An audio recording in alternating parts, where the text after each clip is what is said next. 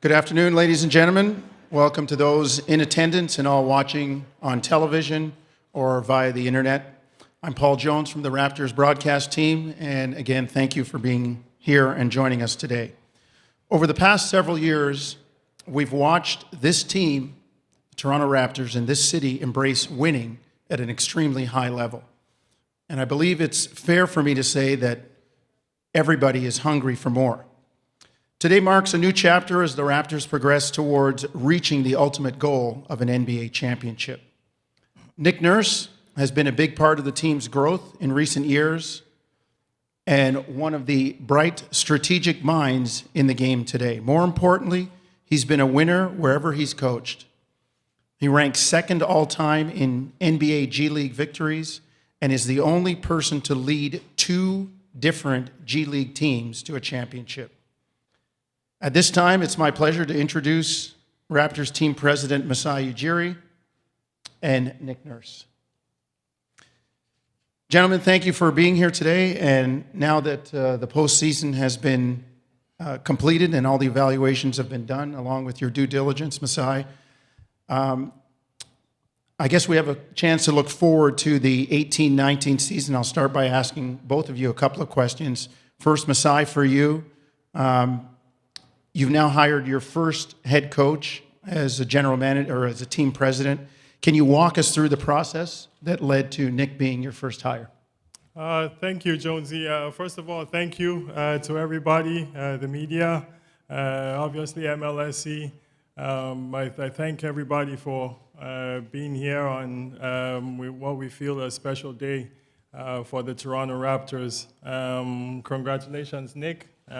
This is, I think, a great time for us. I want to go further on to thank everybody in our organization, everybody that put in the work with this, General Manager Bobby Webster, Dan Tolzman, Teresa Rush, and the whole staff, and to our ownership, Larry Tannenbaum. It's been a big process for us, a long process, but we've felt very comfortable with not only the candidates we had, but the eventual head coach of the Toronto Raptors. I think Nick didn't only show us some of the things that he's going to bring to us, but I think his history with the team, his thought process, his creativity, a strategist, I think, in the game. We're really excited. Communicator, motivator, I think innovative, everything, is something really exciting for us with this program. And a big congratulations to you, Nick. We're really excited, and it was a long process, but we're happy we came to this. Nick, I know you've been waiting a long time for a head coaching job. How's it feel? Yeah, it feels pretty good. It was 27 years, I think, in coaching, and the last month was a long month for me as well. But as Masai said, him and Bobby, Teresa, Dan, had a process and some due diligence to do, and to be honest, it never really bothered me that month of waiting, and we met several times and talked things through thoroughly. I mean, it's a big decision for them, even though I've been across the gym for 5 years from them. There's a lot of detail to go through. I would like to kind of piggyback on Masai here too, Jones, if I could, and thank him and Bobby, especially, and Teresa and Dan, part of the process of getting me here, and thank Larry and the ownership group, especially Larry. I had a really, really nice visit with him just a few days ago, and it was really enjoyable. I mean, we all know what a great guy he is, and it was really fun to visit with him. Next, I'd like to thank the players. A lot of them we've been together here for 5 years, and as you mentioned in the open, that's 5 years of playoffs. That's 5 years of a lot of winning, and there's a core group of guys there that deserve our thanks. each and every time we get a chance to say it. And I'd like to express that to the current roster.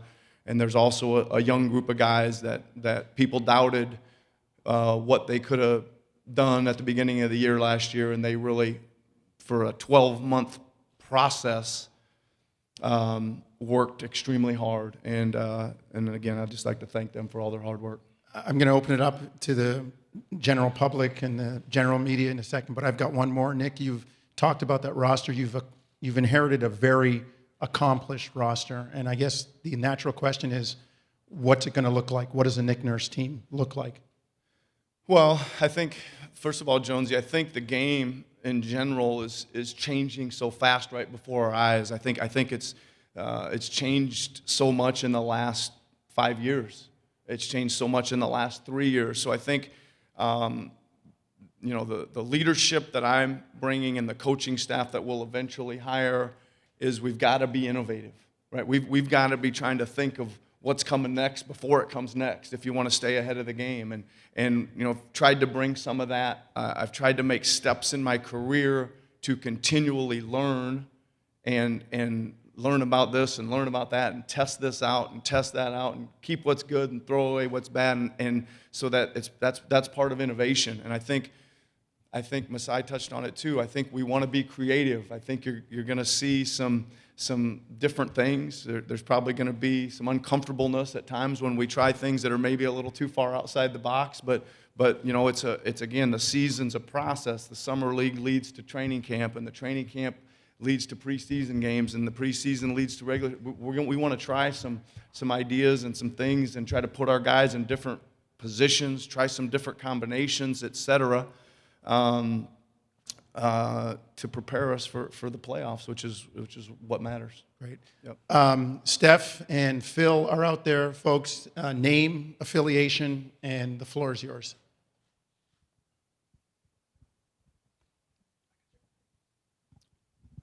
Congratulations, Nick. Masai as well.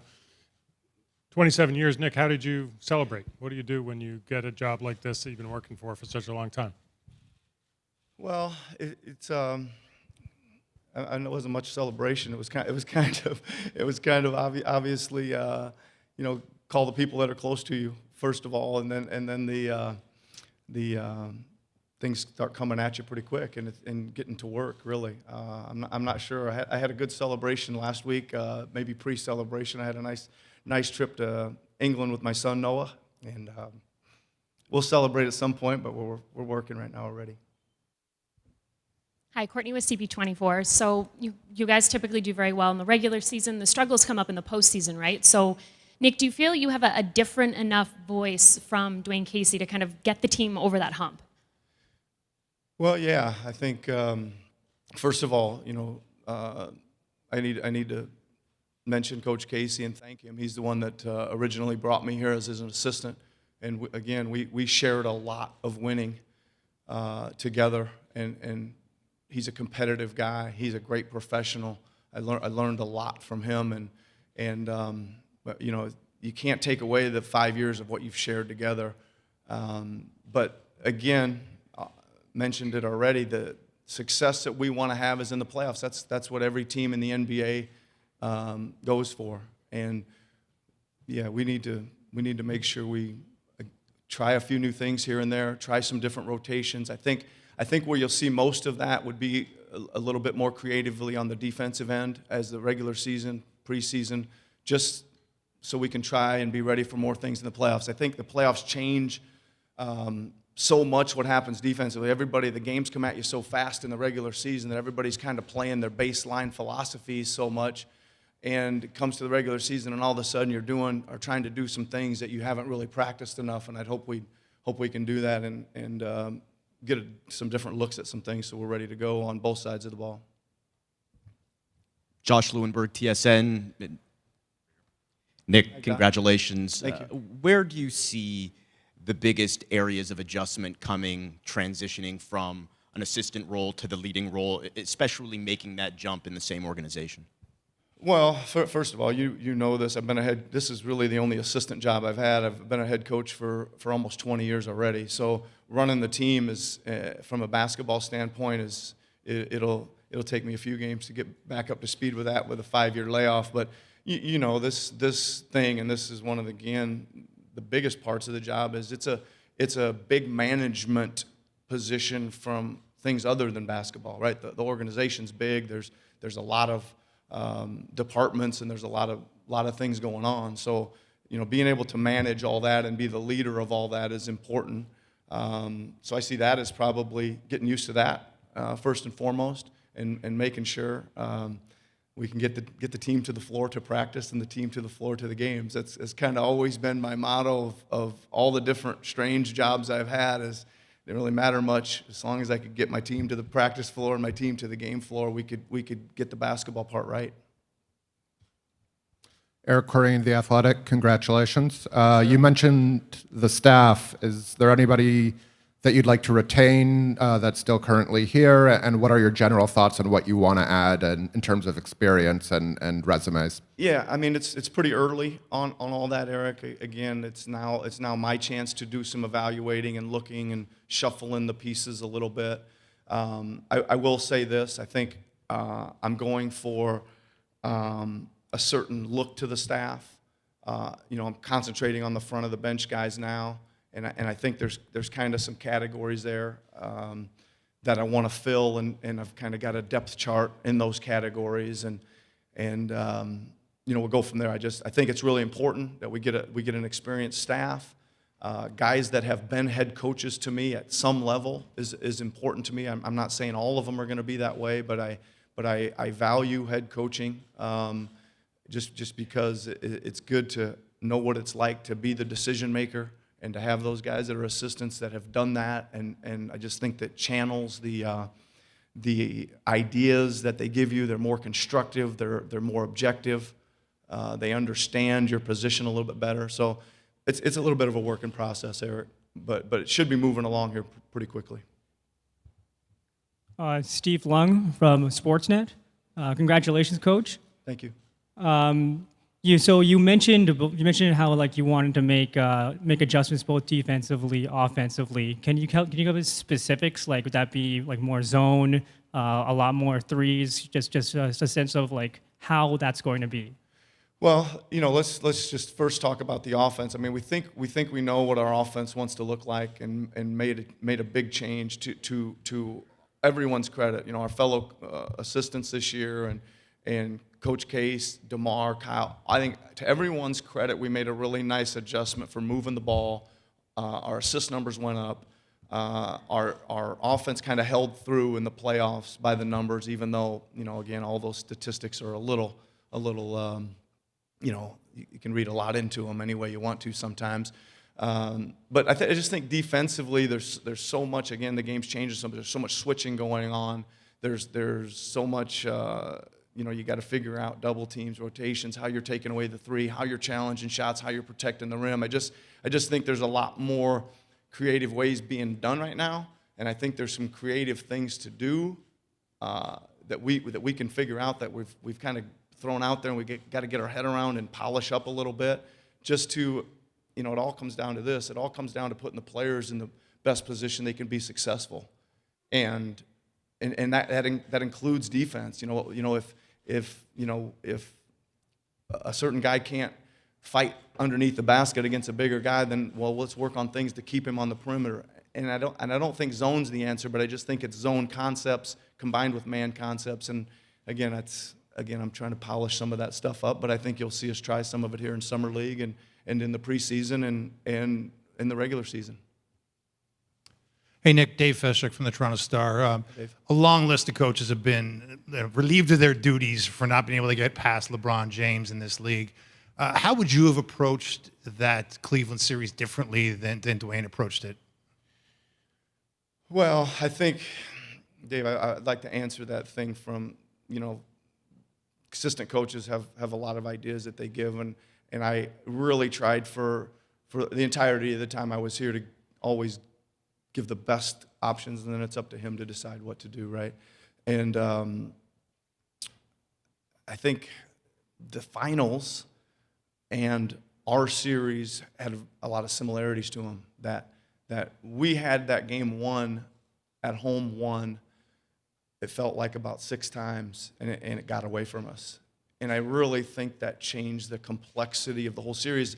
And we saw it a little bit in the finals too, right? Where Cleveland had that thing won. And again, I don't really think they recovered from that. And the whole series could have changed from the complexity of it. And again, I think we battled. We came out in game 2 and had another nice lead. And I think that game got away from us a little bit at the start of the second, or the end of the second, start of the third. And then I thought the way we played in game 3 in Cleveland was as hard as we'd played in 5 years. And if James doesn't make that shot or whatever at the end, maybe we get that game in overtime. And again, the series got new life. I don't know. I think we could have played better, Dave. Just individually, we could have played better. We could have coached better, and that's what we're going to try to do next year.